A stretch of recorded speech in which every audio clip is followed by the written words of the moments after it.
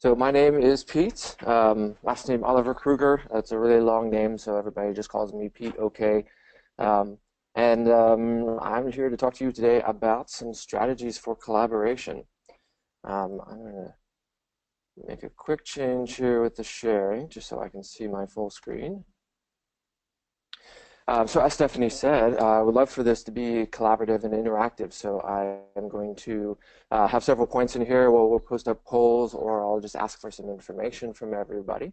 Because I really want to be able to give us a chance to do some collaborations. These are techniques that both work, in person as well as online. And so I'm going to show you a few ways that you can do this if you want to make use of some of these exercises with like a remote workforce. And still be able to achieve, a lot of the same goals. All right, so I want to look at some of the objectives that you have, and we're going to post up a poll, and I want to get a feel for what are some of the things that brought you to this webinar today that made you, look at this and say, oh, this could be useful for X, Y, or Z. I've got a couple ideas that we're going to post up into the poll. And then if you've got anything else that you would like to get out of this session, please post that into the questions area. We'll wait just a couple more seconds here for everybody to get their votes in.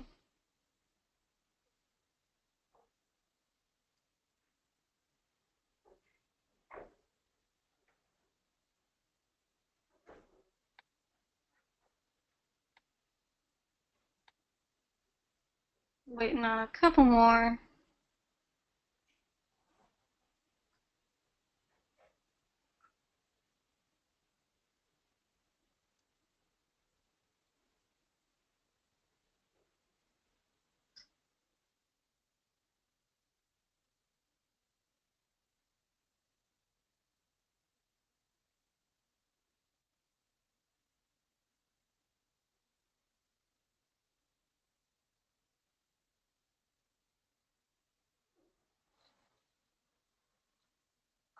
Okay, and we're going to go ahead and close the poll and share those.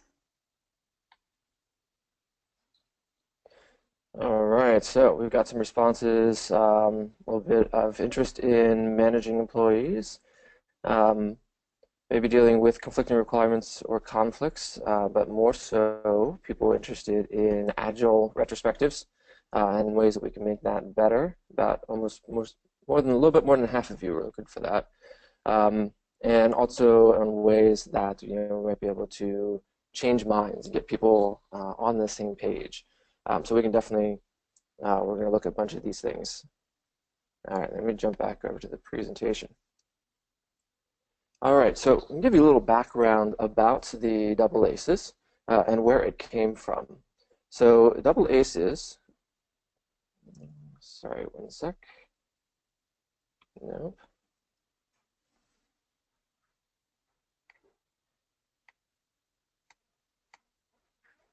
All right, so double aces, and are you still able to see my screen? Not seeing it on this end. Okay. Now I am.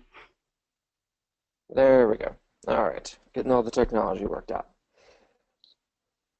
All right, so double aces is a culmination of a couple different practices pulled together, really centered in around sort of like some of that organizational psychology stuff, to really look at this idea that we can have a great concept, but there's a difference between how we present those great concepts, and delivered in the right way can make the big difference on its ability to be able to be absorbed by the people in your organization or the people that you're working with. And presented in the wrong way, you can have a great idea that doesn't quite get traction.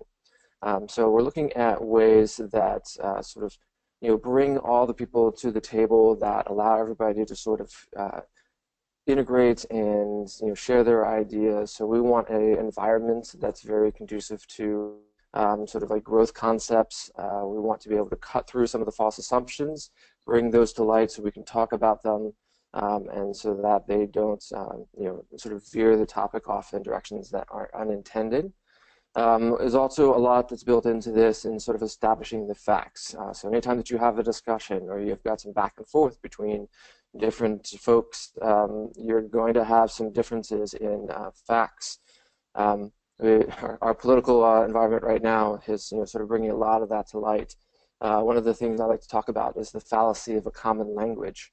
That we have this idea that we have this dictionary and that words mean things, but when we actually start, delving down into what people mean as they start talking about things, we realize that a lot of us, we use the same phrases in different ways depending on our perspective and also depending upon situations. And so a step that's often skipped over is that process of establishing a background. What are the commonalities? Are we all talking the same language?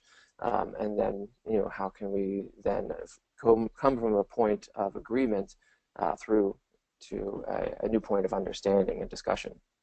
And so part of that is then to be able to take that understanding and then lead that into responsibility, so that we aren't just tossing ideas out to the mix, but that we are also taking on responsibility for the ideas that we present and being able to follow through and carry through on those. So the double aces that we're going to talk about actually comes from a technique used in professional education circles.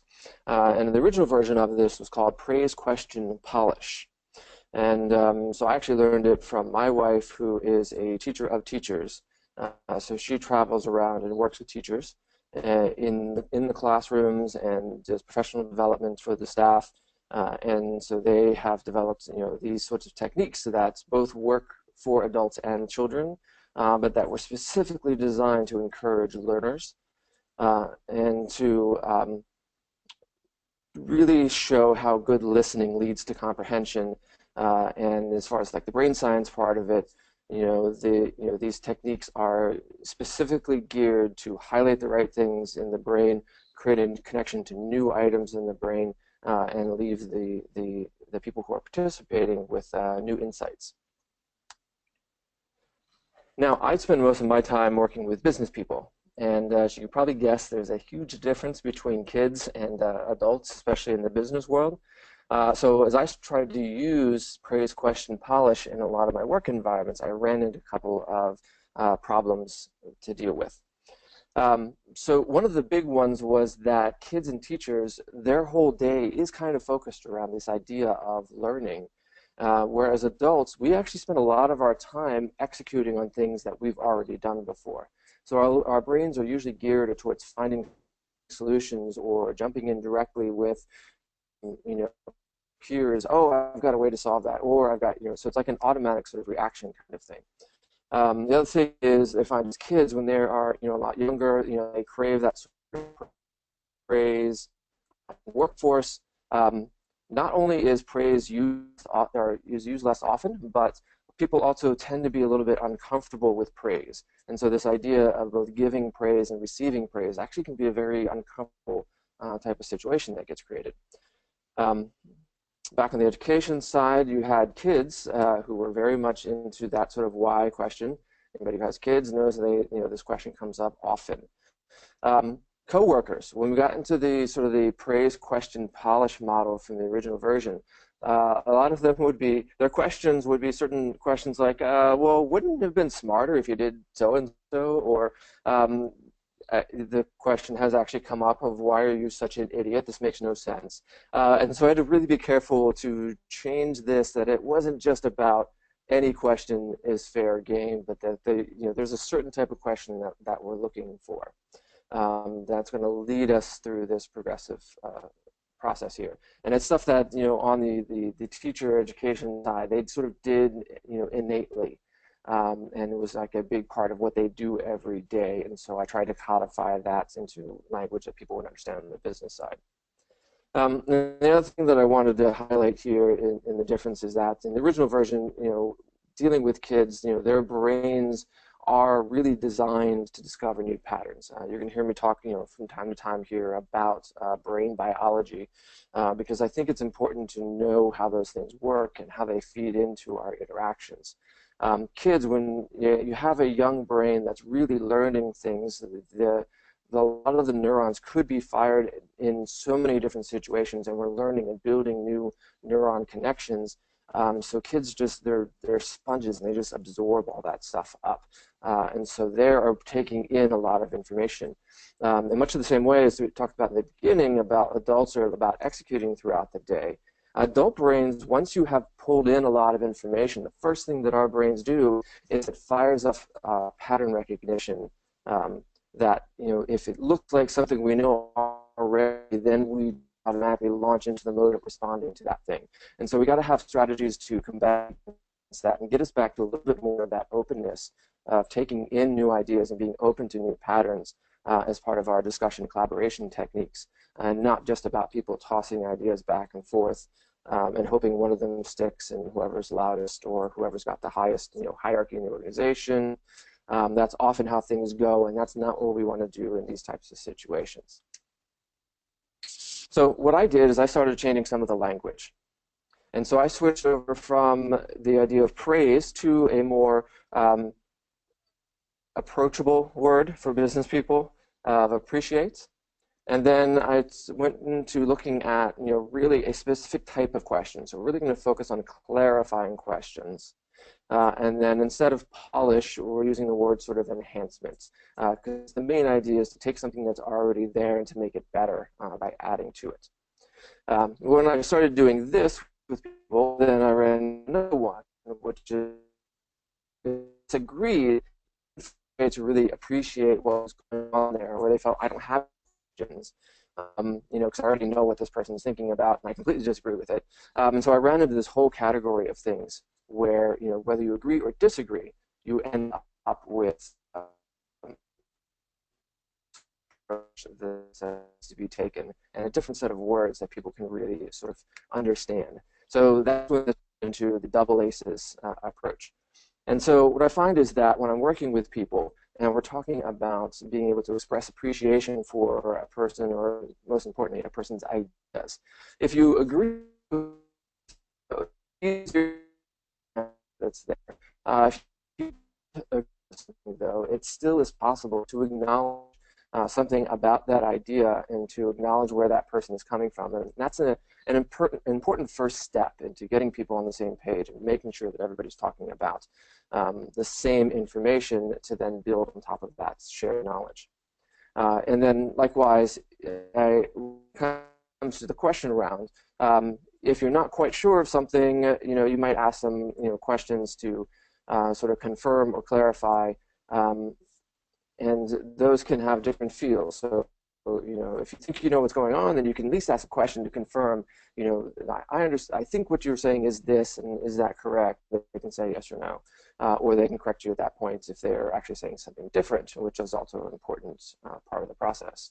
And then the last set of words that became the switch is that sort of enhance or evolve, where even if there is an idea that's being presented by somebody else, often what we encounter is somebody jumps right in and they're like, well, I've got a better idea, and I just completely push the other person's idea out of the way.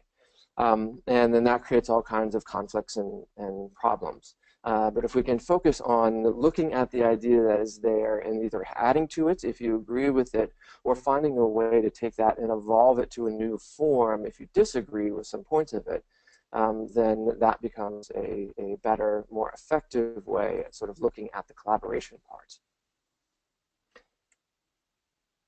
All right, so why does this work? So there's a couple things that have been built into the psychology behind this. And one of the ones that I wanted to draw out first is that in a lot of discussions that I've had to mediate through, the vast majority of people don't need to have their idea be the one that goes forward. They just need to want to be acknowledged that they have an idea that has been presented, that has been heard, and then the conversation can go a lot of different ways. And doing that acknowledgement step is really important in setting a common ground. It's something that we don't do. It's actually something that's built into the way our brains are built as well, in that our brains are pattern matchers, and our brains have been designed over the years to be able to identify the thing that is different. Because we see all kinds, we see the same thing day in, day out. If we had to pay attention to every piece of everything that we see, we would just, be overwhelmed. So our brains have developed in a way that we pay attention to the things that are different. And so when we have conversations with people, we can't help it. We are biologically designed to see the thing that is wrong in the thing that that person is talking about and completely skip over all the things that we agree with them on. And what that ends up doing is creating conflict up front, even with people that you agree with, because we haven't taken the time to establish and say that, oh, yes, I agree and I acknowledge that this is the case and I'm with you on these points, and this is the one point here that I differ with you on. So a lot of what is the way the double aces is structured is specifically to counteract that natural brain function that we have to create a more healthy way of doing collaborations and establish what are our assumptions, what are the things that we usually skip over, state them, agree on what we want, and then really focus in on the points where we have like a clear disagreement that we need to discuss.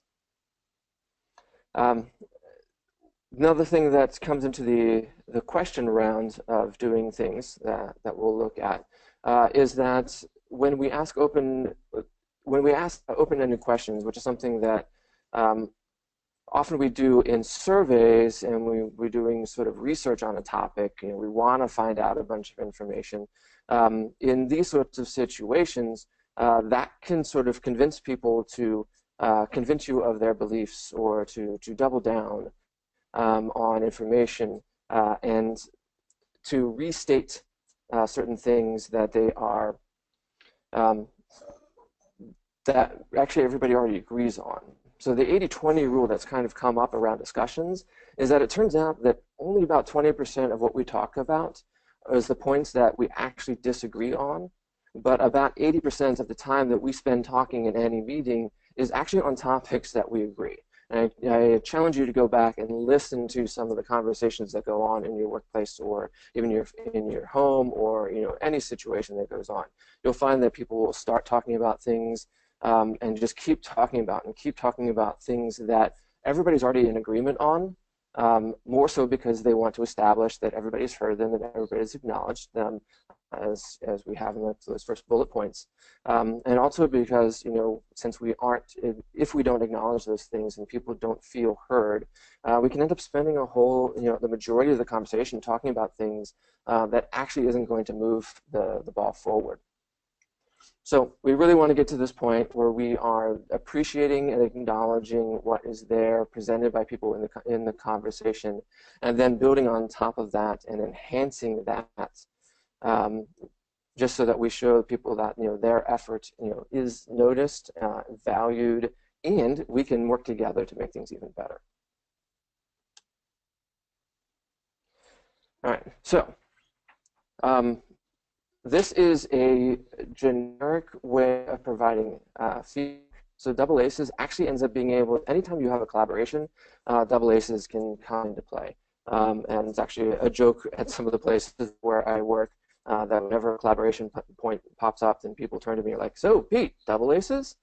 And so you can use a double aces version of, for review panels. You can use a double aces brainstorming session. You can create double aces retrospectives. You can use a term we're going to talk about later called the Microace when you're doing management of employees.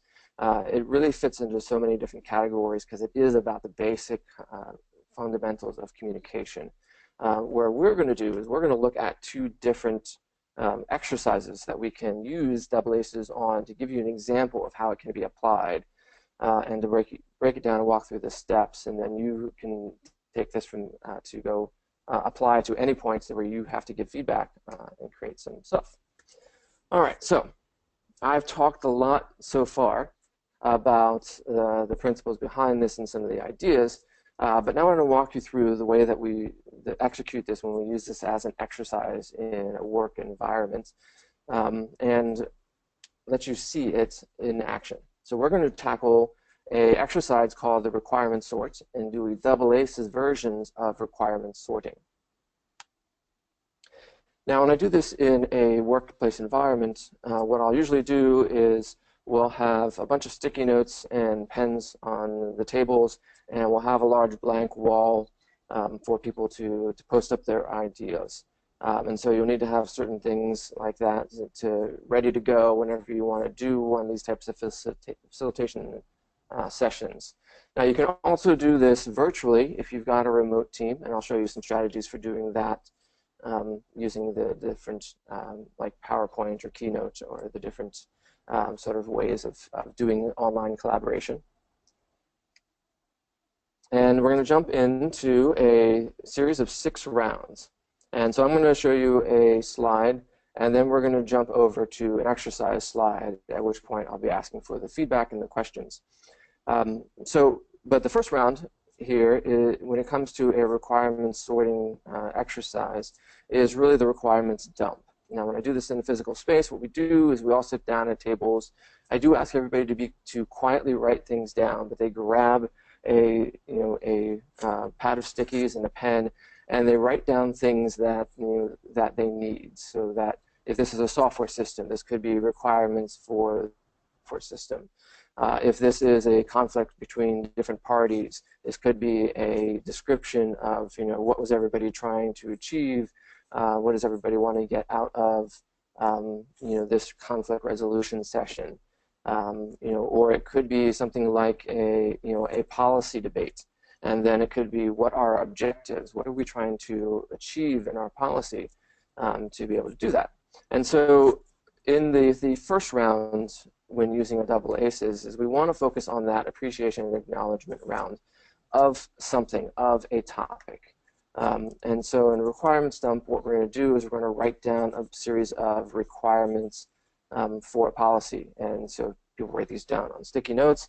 I do recommend that we'll see that there's multiple rounds, that you don't skip forward to future rounds. So you don't get into the C and the E part of the ACE step.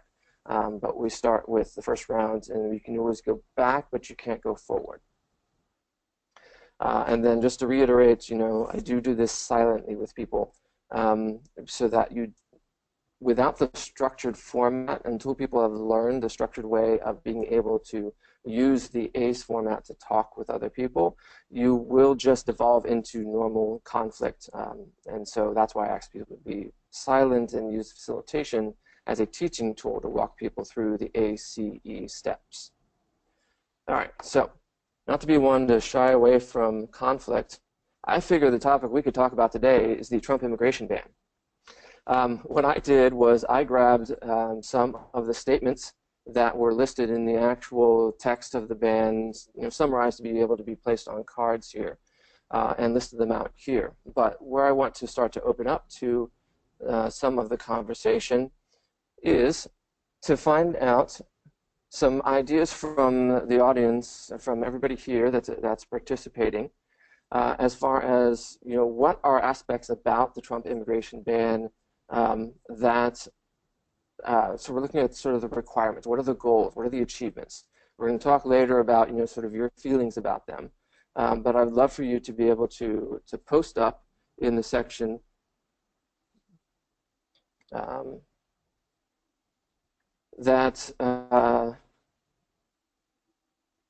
Sorry, Stephanie was just telling me that we're not able to see my screen, so I think when I left the presentation mode, it kicked us out of screen sharing, but hopefully my screen is back.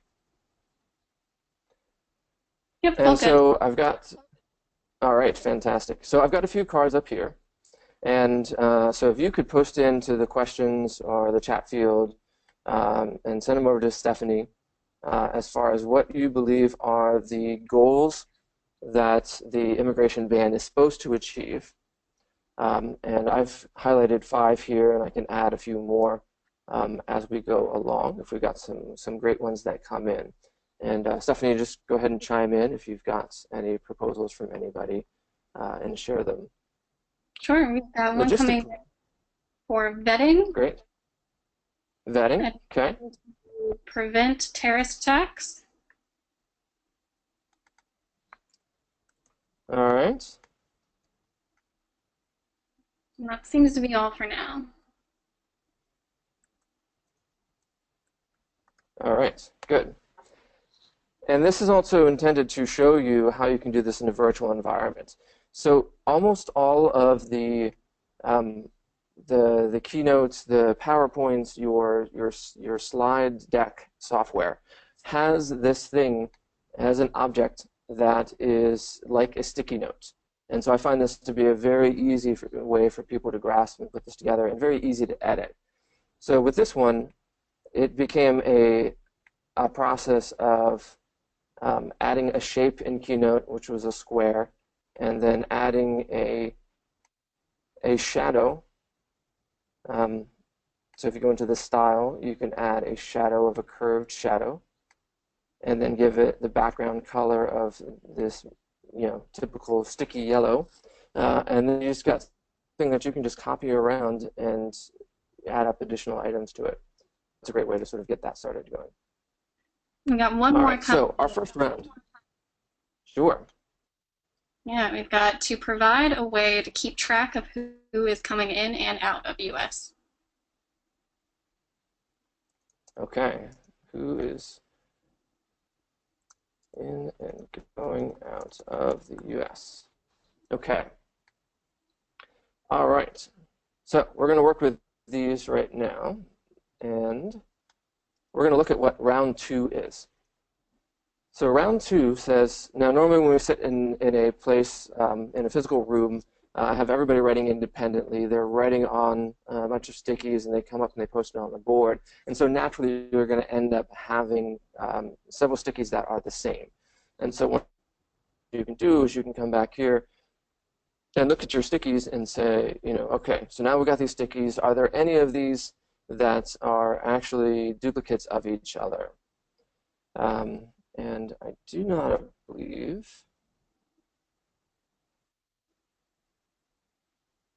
Okay, I think these are different enough. Some of these are going to be slightly the same or have some overlap, but I think each one of these is going to have slightly different conversation points.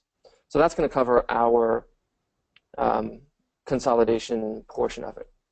Now I do want to add in that there is, okay, do highlighting this way, but that there is a Microace format, which is a single statement that runs through all 3 steps. And so if there's any points, any sticky that comes up that is unclear, then the thing that you can do is you can say vetting, for example. So I might do a Microace format to this and say, for the person who posted this, my understanding of vetting is we're looking at, not extreme vetting like waterboarding kind of thing, but what we're talking about is probably the vetting process that we put candidates through for elections, the vetting process that we put new candidates through to see if we want to hire them. And so my question to you is just to confirm, so here's the C step, so I did the acknowledgement and the C step, the confirm that that is indeed what you were thinking of for vetting, or did you mean something like an extreme vetting as that kind of, as the requirements that we're looking for? And the response coming in is vetting as in find out what the person is all about. All right, good. So I think we're on the same page for that. Post a question up. If there's any of these cards up here that you yourself are unclear of and would like some clarification on, please do pose a question to Stephanie, and she can convey that over to me. Meanwhile, I'm going to do a duplicate of this slide and pull this down here, which is a great way to do your online collaborations. And now we're going to look at round 3. So round 3 is just going through and taking a quick vote on whether or not we agree or disagree with each of the slides. No discussion at all. No discussion. So we are going to do this. We're going to run through. I'm going to highlight each one of these. And then Stephanie's going to post up a poll, and we're going to spend a few seconds, and we're just going to register whether or not there is an agree or a disagree about this statement. So we want to see how many people agree that we should be preventing entrance from Syria, Iran, Iraq, Yemen, Sudan, Somalia, and Yemen.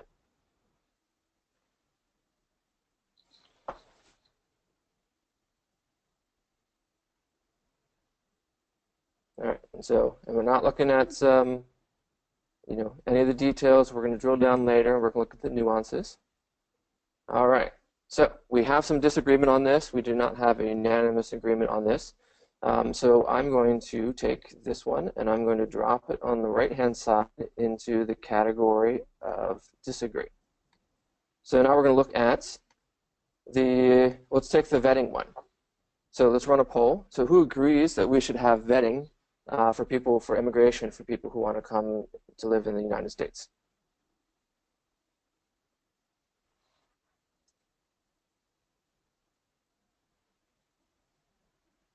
We just Remember, this is mainly just about, sure. It's mainly just about, capturing characteristics. And so we've got, all right, most people agree, but there are a few people that disagree. So we are going to drop vetting into the disagree pile. All right, preventing terrorist attacks. People agree that our goal should be to prevent terrorist attacks, and how many disagree?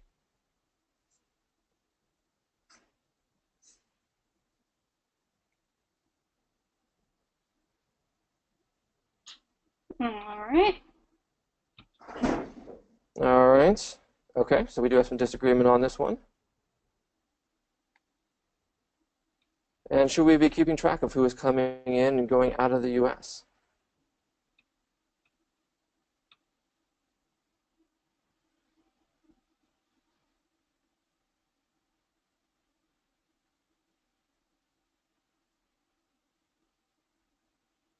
Couple more seconds here on this one.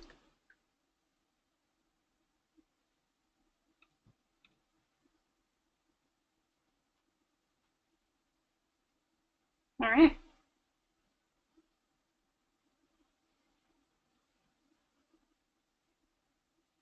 Is do you believe that this new executive order on immigration should apply to green card holders who have already gone through the U.S. vetting process? And they've already been evaluated, they've already been approved, they've actually already been living in this country. And should this policy apply to green card holders? Couple more seconds. Oh, shoot, I realized I just asked that question in a very wrong way. Hopefully you've voted as far as how does this apply to green card holders, or that this should not apply to green card holders. This poll may be tainted. We'll find out when we get into the drill down. All right. I wrote that in negative, unfortunately, and then I didn't ask it in the negative. Okay, let's try this one. So the goal here is to identify those who persecute others who practice a different religion, and we want to not admit people into the country who persecute other people's religions. So do you agree with not admitting people who persecute other people's religions?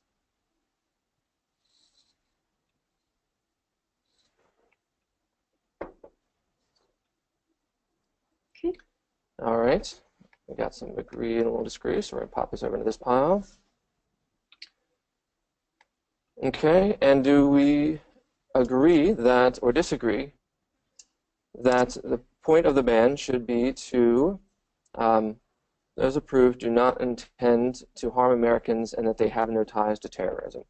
So do we agree that what we're looking for is to identify people who do not intend to harm Americans and therefore, and likewise, have no ties to terrorism?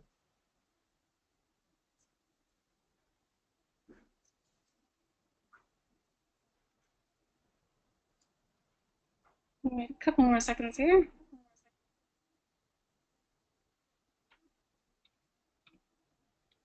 All right. Okay, hey, I'm glad I got one into the agree column. This actually happens for me more often than I'll get things that pop over here into the agree column than the disagree. I took a very extreme case to illustrate a point. And so this is actually somewhat unusual.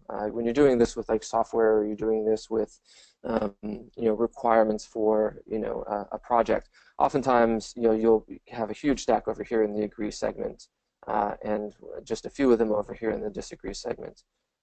But this is a good illustration of the possibilities here. Do we have another poll ready to go, Stephanie, for the last card, or should we skip on through?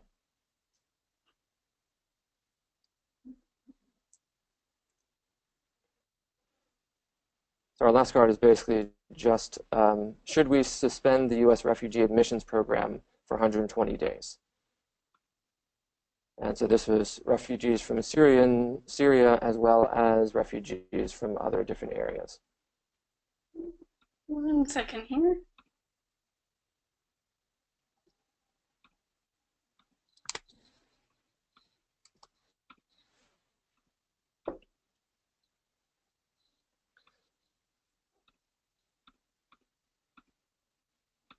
All right, here we go. All right. Great, thank you.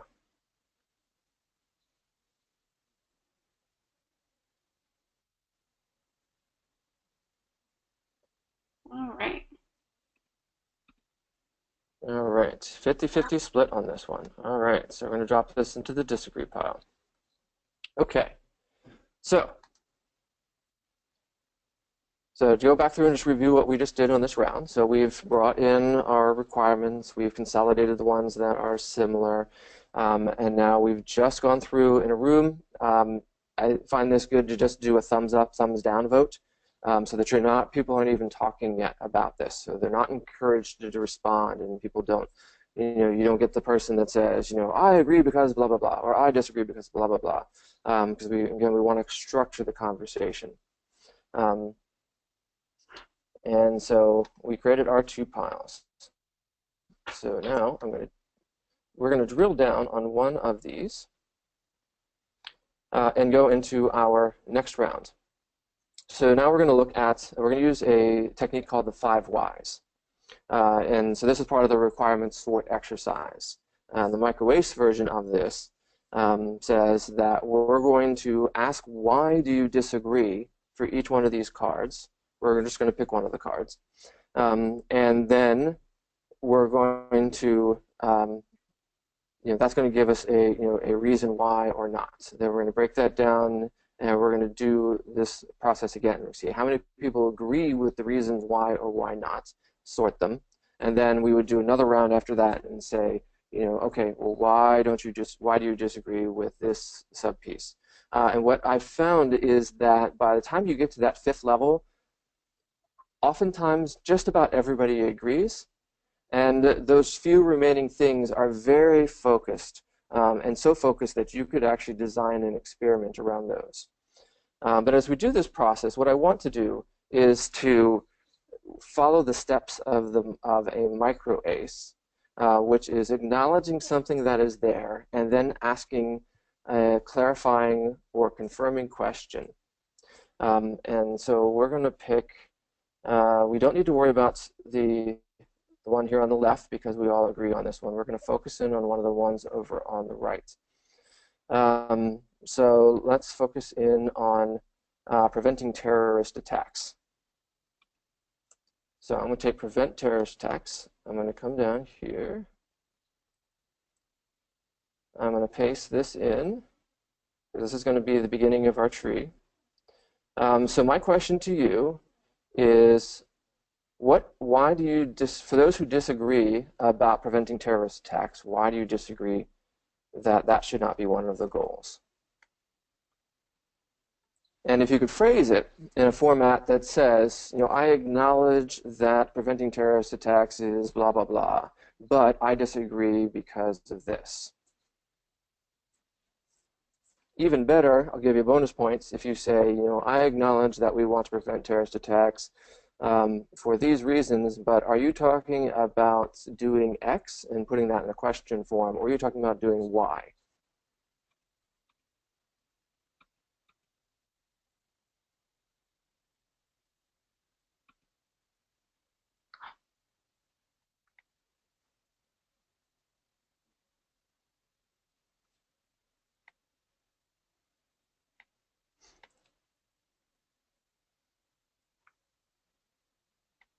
I'm going to give a little bit of space here because I'm asking you to type in a bunch of extra information to this. All right, but also if we don't really have any ones, we'll pick a different topic. See, what was one of the ones that was 50-50 splits? The last one. Which one was that? Um, I think it was suspending the U.S. refugee program. I think is what it was. So let's give a try on that one. All right, so let's use that as a topic. So for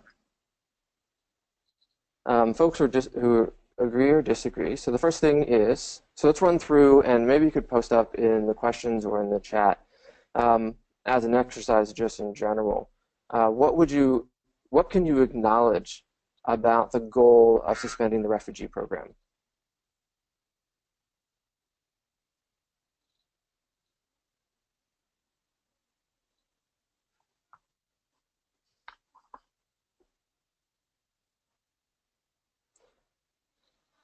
So, for example, I'll toss in, one which is that, I acknowledge that the goal of suspending the refugee program is the assumption that there may be terrorists who have worked their way into the system and are trying to use the refugee program, which is supposed to help people, to instead get in and hurt people. And so I acknowledge that that is sort of where that thought is coming from. Sure, we've got one coming in here. The goal of to give time on a vetting process. Great. Okay.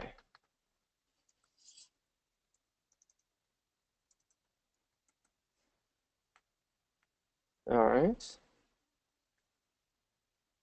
Any others?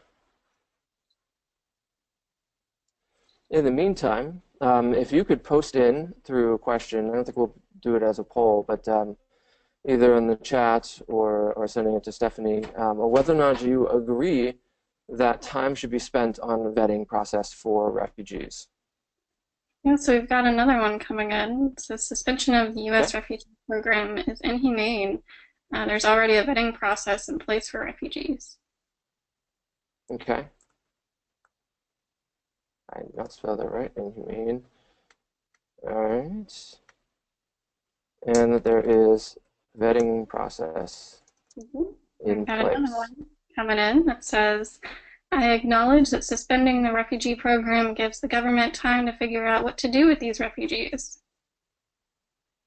Okay, nice. Great use of Actually, we language. don't need to put that on the card.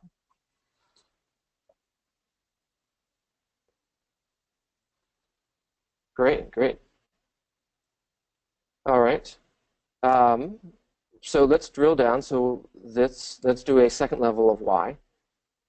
So on the giving time for a vetting process, so we've got this idea that the vetting process is in place, and so there's disagreement on the idea that we need to give time for vetting because vetting is already in place. So is there anybody who would disagree with the idea that the vetting process is already in place, or maybe that there's something that needs to be done with the existing vetting process?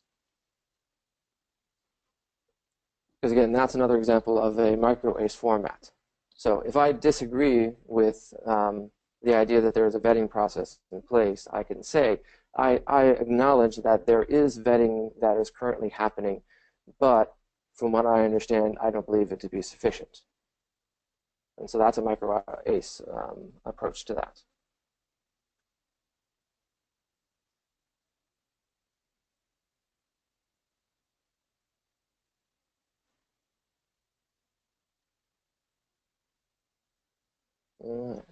We've got one coming in here.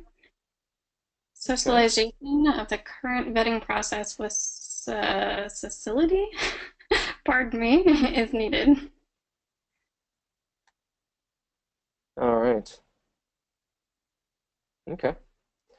So I want to skip forward now, just in the interest of time, and talk about what then comes after you go through this 5 whys process.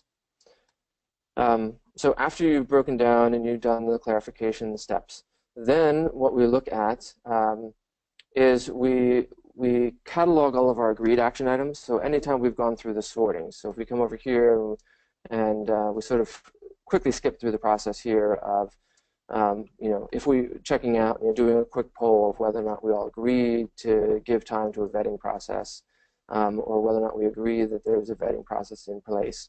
But if we all agree on those things, then we create like this whole stack of all the things that we agreed upon. Those become requirements that we just go off and we execute on. We assign them to somebody. We add them to the backlog. If you're doing a Scrum process, and you can then move forward on the items that you agreed on.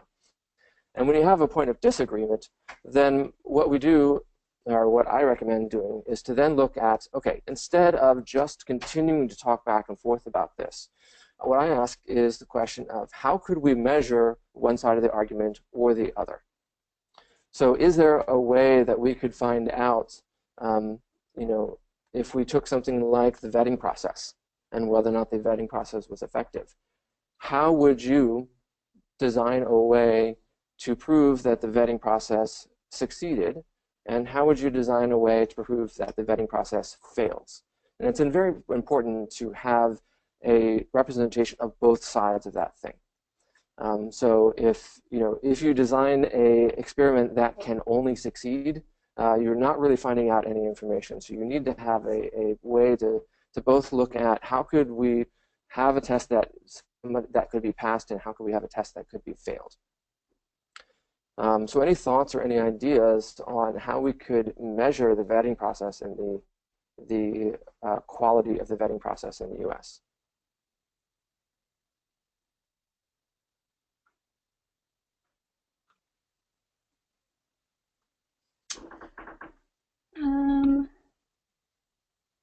I'm not sure if they found something I don't know about, so they can drill down if they have a reason to.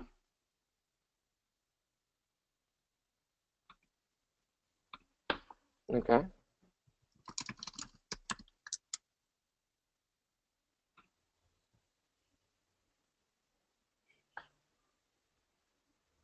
All right.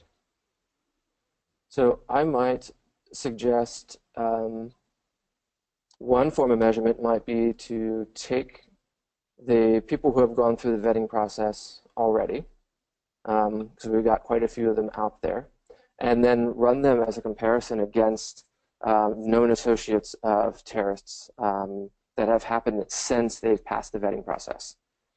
So that might be a sort of an idea of a way to run an experiment, on this topic. I don't know if it's something that anybody on this webinar could actually execute on, but just want to give an illustration of something that could succeed or fail.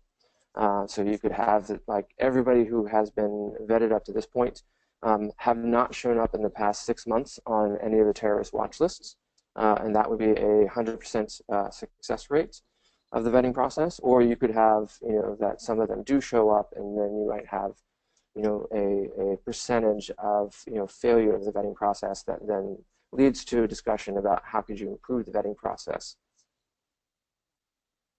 All right, so that is the requirements sorting exercise in the 6 levels that are but done through a double ACEs sort of way. And for our last 10 minutes, I want to do a look at another exercise, which is the double ACEs retrospective. So the reason I put this last was because you have to have a topic to talk about for a retrospective that there is a common shared understanding about. And so I wanted to get us through an exercise to begin with so that we could then look at, how do you do a double ACEs version of a retrospective. So let me toss in, or jump right into sort of what are some of the objectives here. Again, we're going to pull in our organizational psychology and professional development practices here. We want to do the same thing we did in requirement sort, which is sort of set the facts first, list concepts and ideas, and then show appreciation and acknowledgement for them as the second step, ask questions about them as a third step, and then promote a growth mindset and build on top of the things that are there for your last round, and then give people things to walk away with. If you're going to do a double ACEs requirements, I recommend having, just like the other exercise, a blank wall, a bunch of sticky notes and pens, and a way for people to write on things. So it's not just chairs, give them tables, or at least have like their laptops or something that they can write on. So when I do a double ACEs retrospective, first thing that we do is lay out a project timeline. So what I want to use is use this actual webinar as our project, and have you contribute certain things. What have we covered over the course of this webinar. So for example, we started off with the objectives poll. And if you could post into the question area or the chat area for Stephanie what some of the other items are that we did today.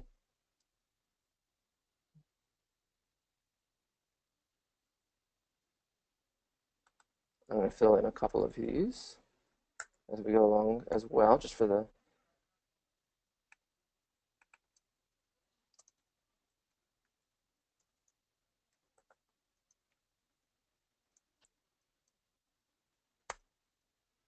interest of time.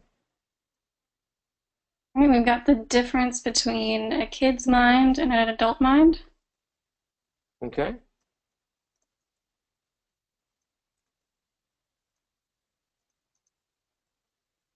Thank you very much.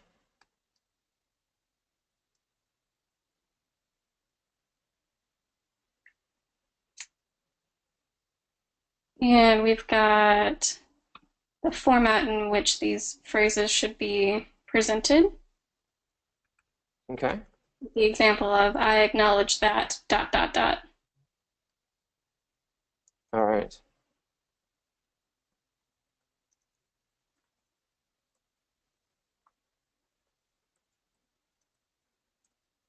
Great.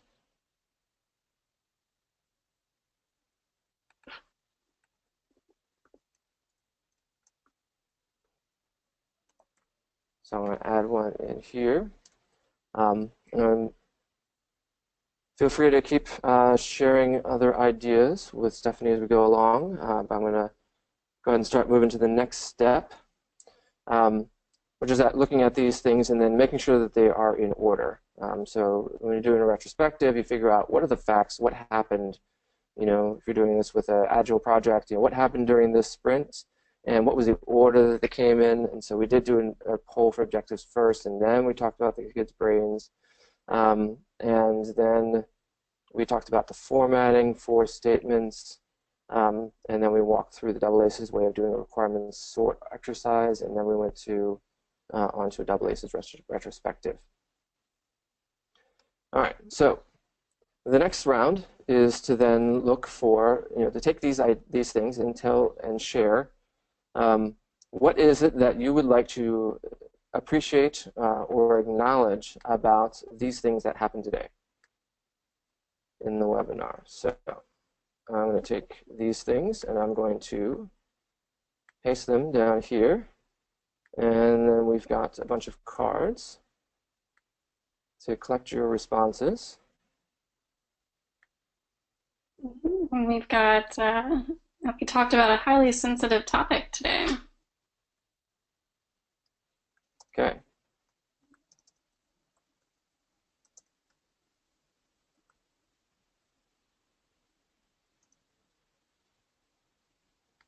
All right. Another piece of this that I like to do is to have right in the corner at the top of the card or something like that, there's a little A, so that we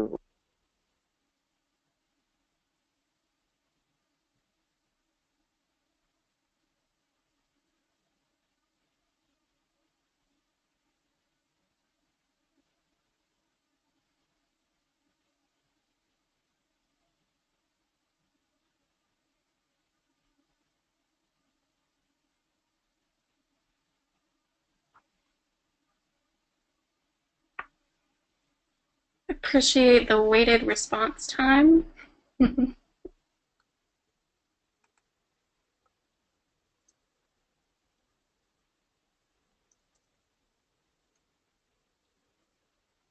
So just wanted to clarify if you meant weighted response time or the fact that we waited for response time. Weighted for response time.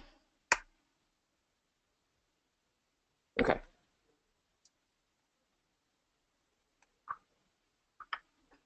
Appreciated the definition and introduction.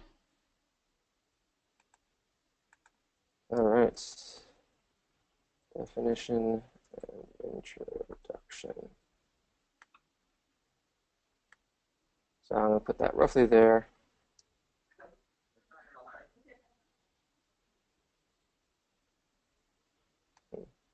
Kind of fits on both of these, maybe. All right.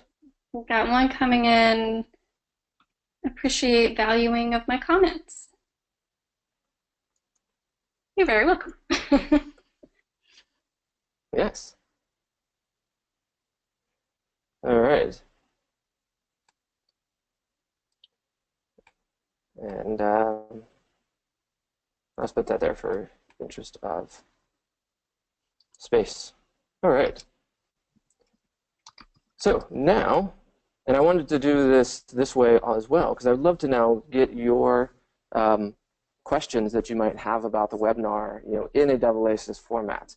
So we've got our things that we've learned today, and I'd love to hear now any questions that you might have, to maybe clarify or confirm, something that was discussed today, and or bonus points if you phrase your question in a Microace format and acknowledge something that happened and then express your question.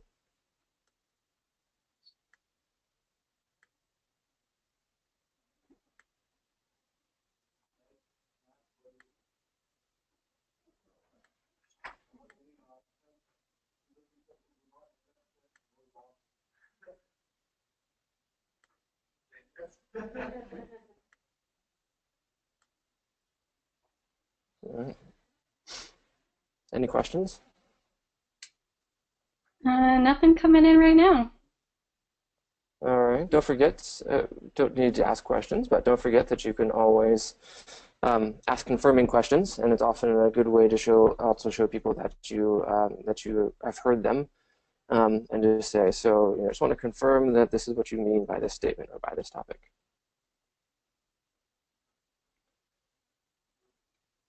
All right. And then the fourth round is to write in points of enhancements or evolution. So are there any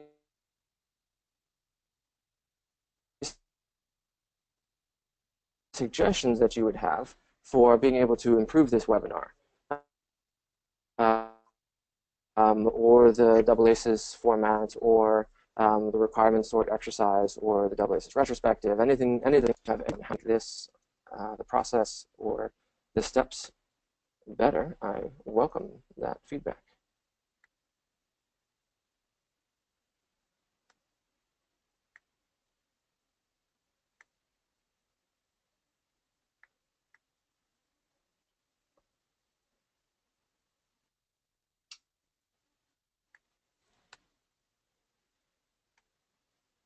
We've got maybe just a little bit more time waiting for responses on polls. Okay. Sure.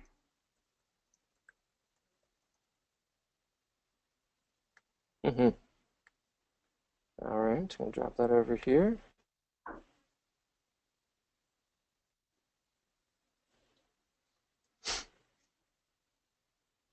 So another thing I want to add in, that when you do this as retrospectives, part of the reason I ended up starting to do double ACES retrospectives is because you can get caught into, after you've done a few retrospectives, a lot of times people will just kind of like, so how did things go? If you use the format of, things go well, bad, what needs to be changed? I could say, oh, things went, oh yeah, things went great. And so what I found is, by using specifically the ACE model, I'm forcing people to go back and really look at the format and say, hey, I really want to acknowledge that this thing happens, and we do this every single time, but I would like to acknowledge that we did it really well.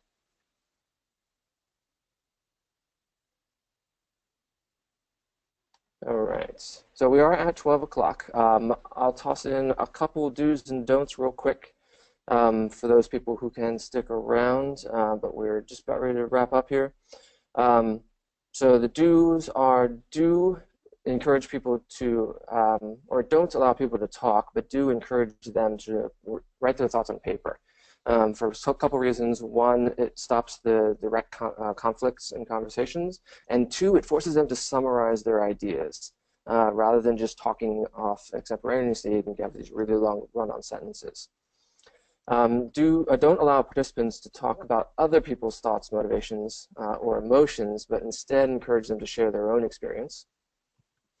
Be careful not to allow participants to just launch into counter arguments, but do prompt them to use the Microace format. So yes, we want to hear what you have to say in response. Please acknowledge something about what the person just said first, and then confirm the statement that you're going to be responding to. And if that person agrees that you have captured their idea correctly, then you may apply your counter argument to their statement. And I learned this from oh shoot, I need to write it down because I'm blanking on the book I got it from. But it's called the CREATE model, which is that it's a great way to sort of to tackle any discussion, is to explore the current reality, to first look at what's happening in the situation, then to explore the alternatives, and then to look and see who is energized around each of the alternatives and being able to act on those.